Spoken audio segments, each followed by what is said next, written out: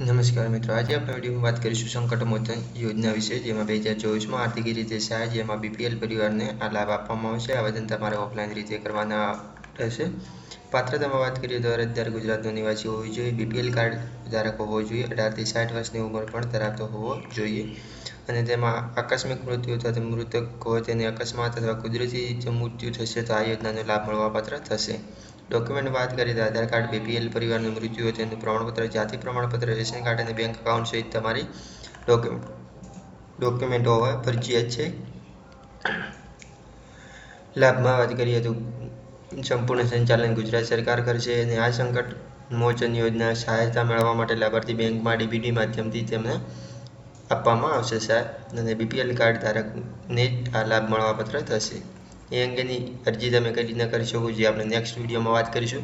તો ચેનલને સબસ્ક્રાઈબ ના કરીએ તો અવશ્ય કરી દેજો, જેથી તમને ટૂંક સમયમાં અરજી કરી ના કરશો તેનો વિડીયો ટૂંક જ સમયમાં મળી જશે. તો બસ મિત્રો, આ વિડીયોમાં આટલું જ. ધન્યવાદ.